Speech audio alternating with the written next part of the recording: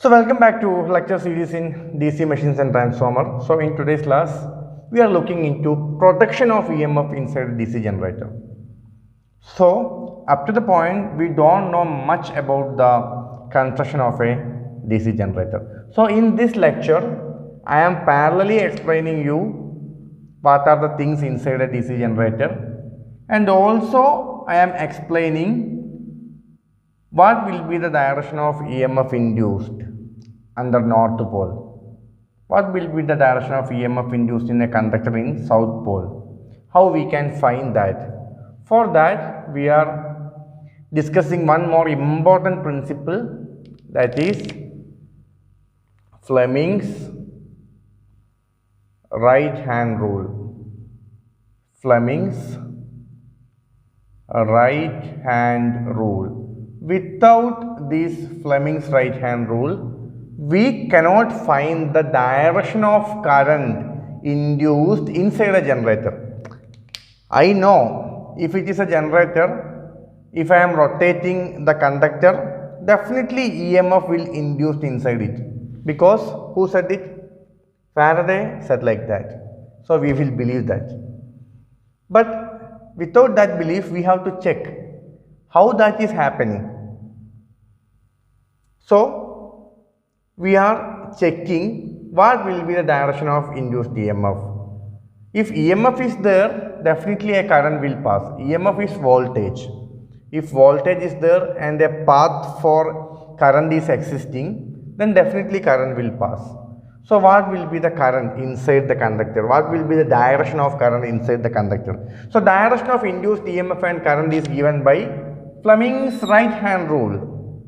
You may be having a confusion. In the lower classes, you may be also heard Fleming's left hand rule. So Fleming's right hand rule is applicable only for generator, and Fleming's left hand rule is applicable for motor. Fleming's right hand rule will give direction of EMF, and Fleming's left hand rule will give direction of rotation inside a motor. So right hand rule will give direction of EMF, that is applicable for generator, and left hand rule will give direction of rotation, that is the output of a motor. A motor's output is rotation and generator's output is EMF, like that. So now we are checking Fleming's right hand rule for discussing the production of EMF. Okay.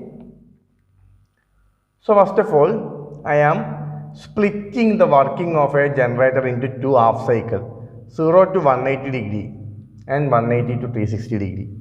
What is the base of splitting into these two? Because first half cycle, we want to rotate the rotor. So rotor is starting from 0 degree to 180 degree. That is one half cycle. And 180 to 360 is other half cycle. If we are completing the entire cycle, it will rotate and return back to initial position. So suppose this is my rotor. What do you mean by rotor? Rotor is a rotating thing. Rotor means it should be a rotating thing. So inside a generator, there is a rotor and stator. You have to write down these things in your notebook. Inside the generator, there is a rotor and stator. So if it is a generator, rotor is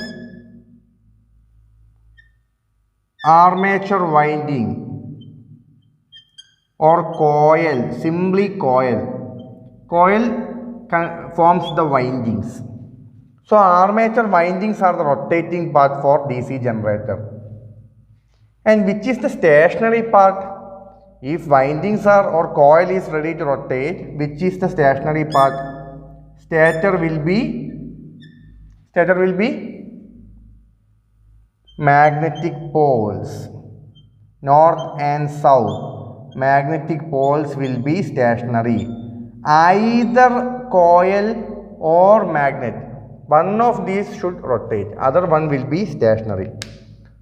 So this is the basic construction details of DC generator. Please write down these things. So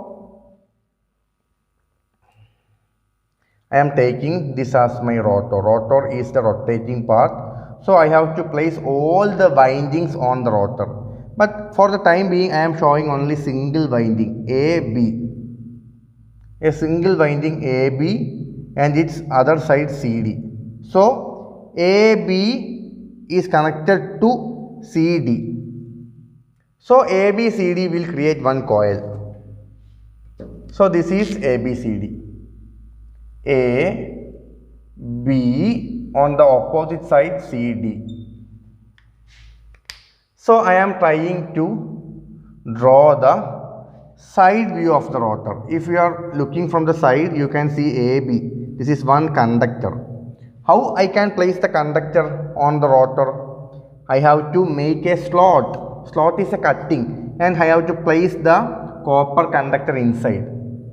That is my first coil. So inside this coil, the coil's name is ABCD. There is two conductors. Which are the conductors? AB is the first conductor and CD is the next conductor. AB and CD are the two conductors that is forming a simple coil. So this coil is placed on the rotor AB on the opposite side CD. So from the side view I can see these lines. Suppose this is AB and this is CD. From the side view I can see these lines. What may be the front view? What may be the front view of this AB? On the front side I can see a simple point. On the side view I can see the entire length of AB. But from the front view I can see a simple point like this. If this is AB, in the front view I can see a single point. So in the front view I am drawing like this AB. Suppose this is conductor AB. In side view I can see the entire conductor, but in front view I can see a single point. Is it clear? In side view I can see AB. In front view it is a single point like this AB. CD, similarly CD will be here, CD.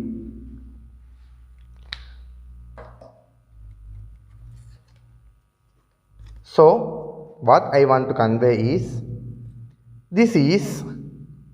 suppose this is my magnetic system.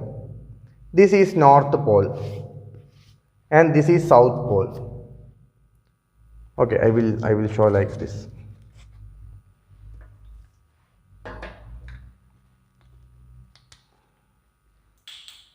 One is north and other one is south. Okay. And inside the magnetic system I am placing the rotor like this. This is the side view. Like that. This is north, this is south, this is the side view. In side view I can see AB and CD. In side view I can see AB and CD. Is it clear? I am trying to explain the things in a 3D view. You have to imagine this. And in the front view I can see it like this only. This is south pole, this is north pole, and this is our ABCD's front view. Like CD is a point and AB is a point. Is it clear? Like this. CD is a point and AB is also a point.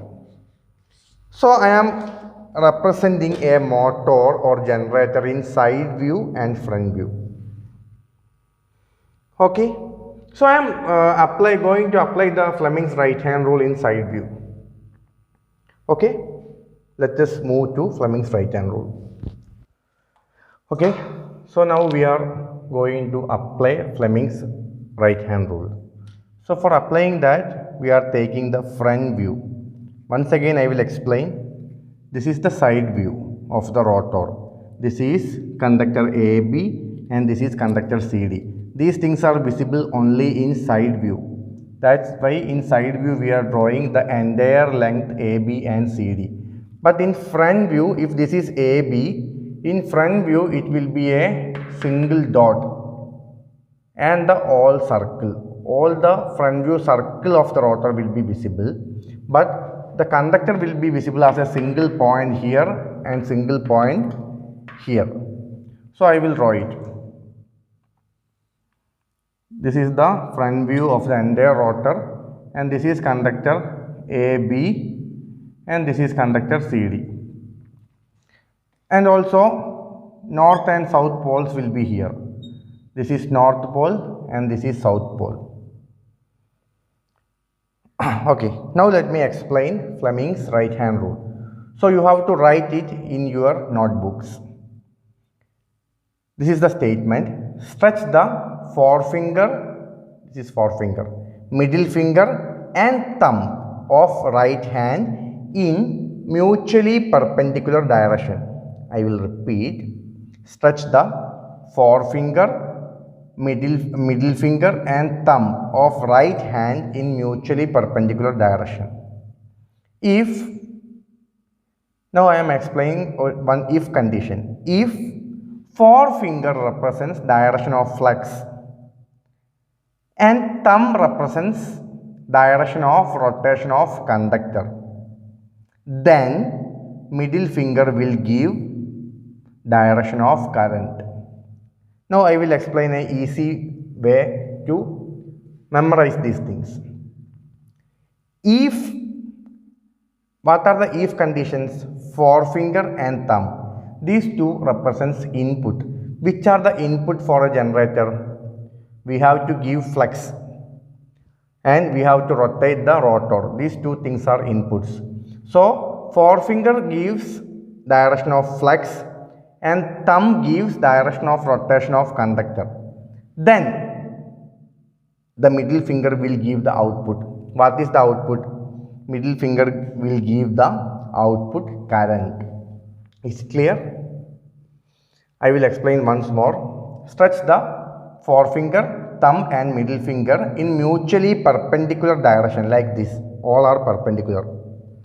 If forefinger represents direction of flux and thumb represents rotation of rotor or conductor, then middle finger will give direction of current. So suppose this is the thing. Flux direction is always from north to south. Flux is always from north to south. So forefinger will be like this only, north to south. If south to north, it is wrong. Flux will be always from north to south. And the second input is rotation. Before that, how we can give rotation to a rotor? Suppose it is a huge generator, like a hydroelectric generator. How we can rotate the rotor? If it is a hydroelectric system, we have to rotate the turbine from the force of water. Then that turbine should be connected to the rotor. So what happens? The rotor will rotate.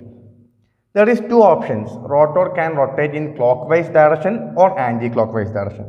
That's up to you. Here I am assuming clockwise direction. Clockwise rotation for this rotor.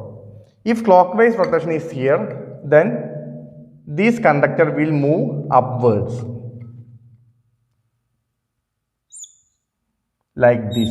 As it is clockwise, this conductor will move upwards and this conductor will move downwards. Now all of you apply like this in your notebook. Draw the figure, then forefinger place with the magnetic flux line from north to south, and the AB conductor is moving upwards, so thumb should be placed like this. Then the middle finger is going towards the board or towards inside, so I will mark cross. I will explain why cross is given. Towards inside means it is gone to the board, gone away from me. So I am marking cross. Now let me apply in the other conductor. Again, forefinger north to south, same direction. But the conductor CD is moving towards downside because clockwise rotation. So thumb should be placed like this to bottom direction. Then the middle finger is facing me. It's approaching towards me. It is somewhat difficult to place the finger like this. You have to practice. So forefinger flex, thumb direction of rotation of conductor, then the middle finger is facing me, that is coming towards me. So I will mark a dot. Is it clear? Okay, so here the application of Fleming's right hand rule is over in the front view. Now I will apply in the both cases. Before that, why this arrow mark is taken? Cross and dot. Suppose current is an arrow mark like this. Its backside is having a cross mark. Then if this arrow mark is gone to the board, what I will see from the backside? I will view a cross mark, that is this. And if this arrow mark is coming towards me, towards my face, what will be its front view? Arrow mark's front view, that will be a single point like this. This will be front view. That's why I am marking dot here. This is the convention. Okay, so this is application of Fleming's right hand rule. Now I will apply this right hand rule in both these cases. Okay, so first case is 0 to 180 degree. So rotor is rotating 0 to 180 degree. That means if this is AB, 180 means this AB will rotate and CD will reach us at this position, at its position. This is one half cycle. On the second half cycle, 180 to 360, again it will rotate and AB will come to its initial position. This is the two positions, two half cycles. So in the first position, 0 to 180 degree, AB will be here and CD will be here. After 180 degree, what happens? AB will reverse its position with CD. AB will reach here and CD will go to this position. Like here I will mark. AB will rotate and reach at this position. This is AB now. And this is CD after 180 degree. So first of all apply in this condition. So again Fleming's right hand rule. Forefinger represents flex. Thumb represents direction of rotation of conductor. Here flex is passing from north to south. Forefinger. And I am assuming clockwise direction. So AB moves upwards and CD moves downwards. So what happened? Forefinger, thumb. Then current is going, middle finger is going towards the board. So I will see dot. Towards the board or away from me.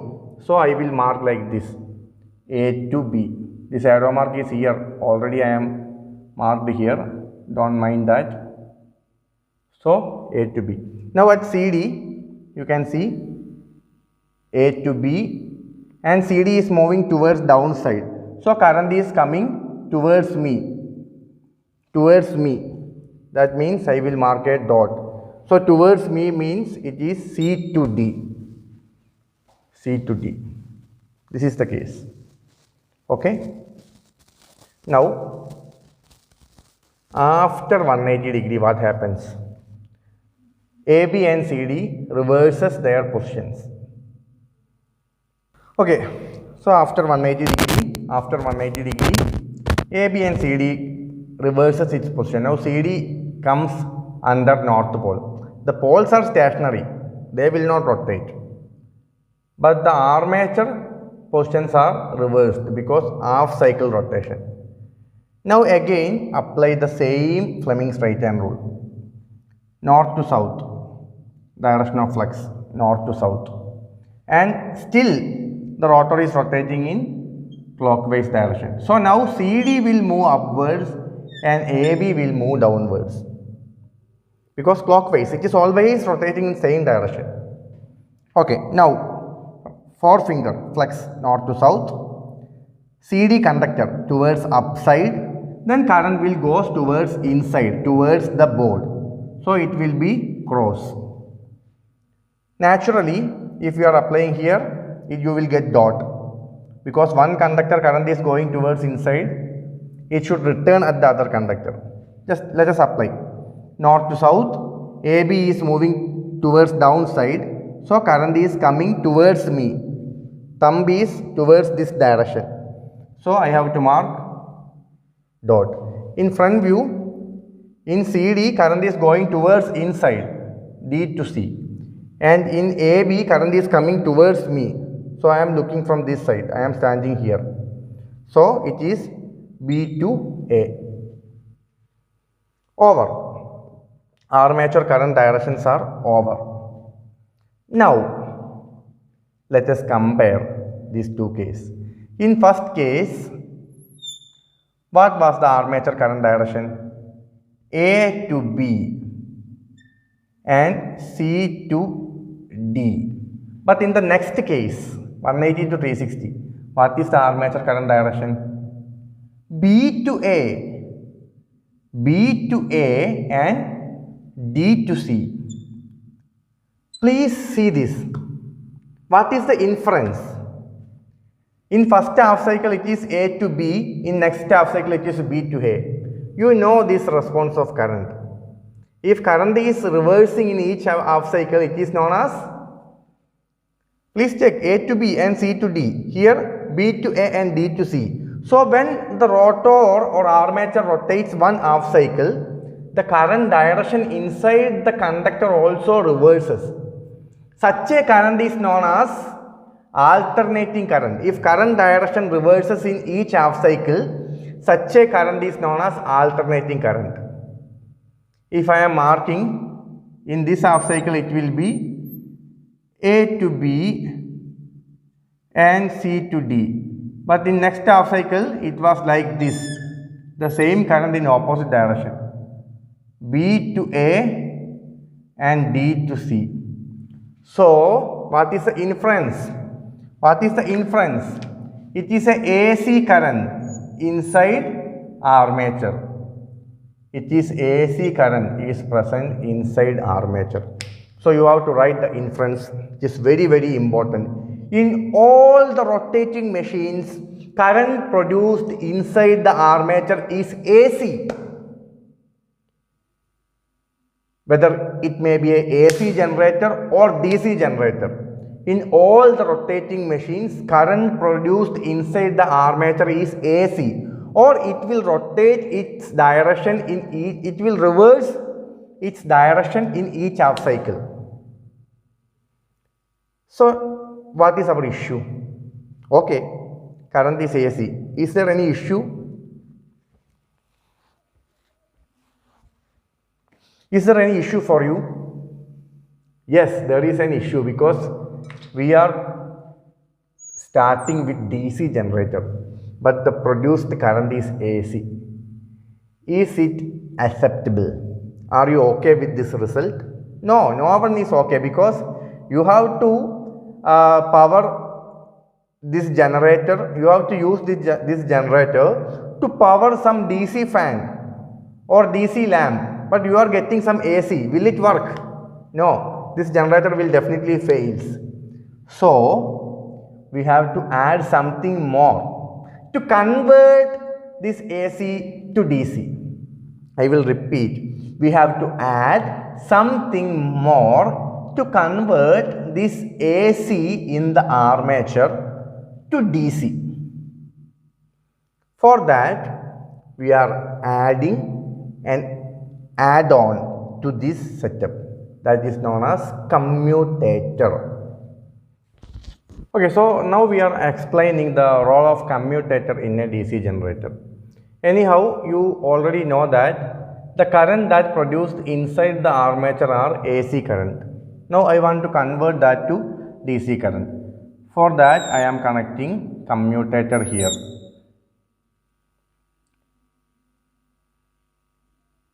This is commutator segments. If there is n coils, we should have n segments. Here I am having only one coil, and for showing the demo purpose, we need two commutator segments, X and Y. Actually, here one more coil starts like this, and one coil also ends here. So, if there is n coils, you just need n commutators inside a machine. But as it is a simple coil case, for explaining that, we need two commutator segments. So, you have to draw like this. So, what is commutator? It is a metal segments that made with hard drawn copper, and each segments are splitted or separated with some mica insulation. So now we are placing brush here. On the commutator segment, we are placing brush. So brush is used to take the current towards outside. The brush will not rotate. The entire things, the coil and the commutator will rotate. The commutator is also a part of rotor. It is rotating. But the brush will not rotate. Brush is stationary. So here I am connecting the wires on the brush. And this is the load. It may be a light, fan, somewhat. Its name is ML. Load is here. Now, the direction of current is from C to D, like this arrow mark. C to D. It will enter the segment. Inside the segment, brush is conducting thing. Brush is conducting thing. It can take the current or give the current. So one and only path for the current is this brush, because this is mica insulation. It cannot go. The current cannot pass through the insulation. So the current will pass like this through the brush. It will pass like this.